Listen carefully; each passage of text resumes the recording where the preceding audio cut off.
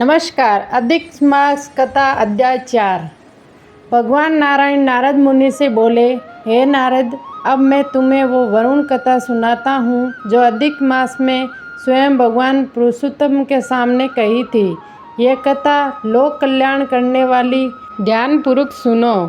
अधिक मास में अत्यंत दुखी होकर भगवान के चरणों में गिर पड़ा और करुणा स्वर में बोला, हे प्रभु, हे कृपा के सागर, मुझसे बलवान अन्य महीनों ने मुझे मल मास कहकर तुच्छ ठहरा दिया है। उन्होंने मुझे अपने बीच से निकाल दिया है। मैं अनाथ और स्वामीहीन हो गया हूँ। आप तो दीनों के रक्षक हैं, फिर मेरी रक्षा क्यों नहीं करते? वह आगे बोला, हे नाथ, जैसे आपने संकट में पड़े भक्तों की रक्षा की, वैसे ही मेरी भी रक्षा कीजिए।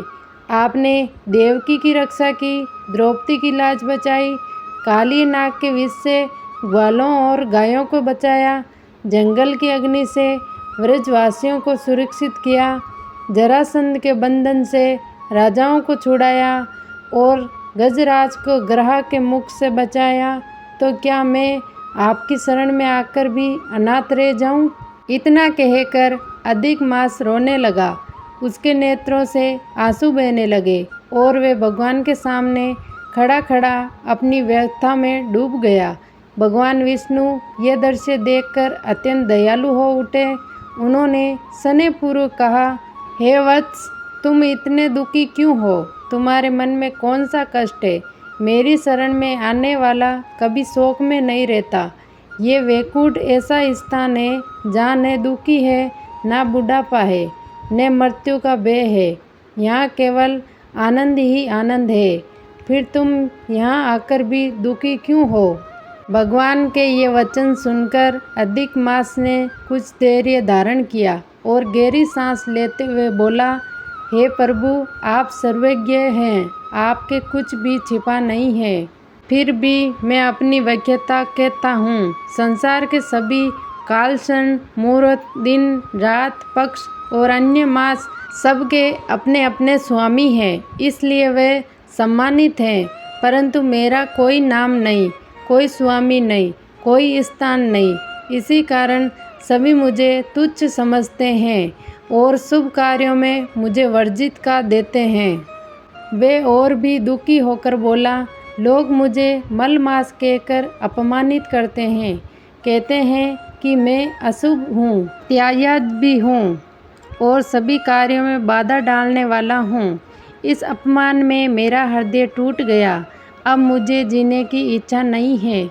ऐसे निंदित जीवन से तो मृत्यु ही सर्वश्रेष्ठ है। अधिक मास की ये करुणा पुकार सुनकर वे बार बार कहने लगा, मैं नहीं जीना चाहता, मैं मर जाऊंगा। ऐसा कहते कहते वे अचानक भगवान के चरणों में गिर पड़ा। यह देखकर वहाँ उपस्थित सभी देवता और पार्षद आश्चर्यचकित रह गए। भगवान श्री हरि का हृदय करुणा से भर गया। वे मेघ के समान गंभीर और चंद्रमा की किरणों के समान शीतल वाणी में उसे शांत करते हुए बोले, हे प्रिय, धैर्य रखो, मैं तुम्हारे दुख का निवारण अवश्य करूँगा। सूत जी कहते हैं, हे ब्राह्मणों, भगवान के ये वचन पाप रूपी समुद्र को सुखाने वाली अग्नि के समान थे। उन्हें सुनकर नारद मुनि अत्यंत प्रसन्न हुए और आगे की कथा सुनने के लिए उत्सुक हो उठे। तो ये थी हमारे अध्याय 4 की कथा। अगले वीडियो में हम आपको सुनाएंगे अधिक मास अध्याय 5 की कथा।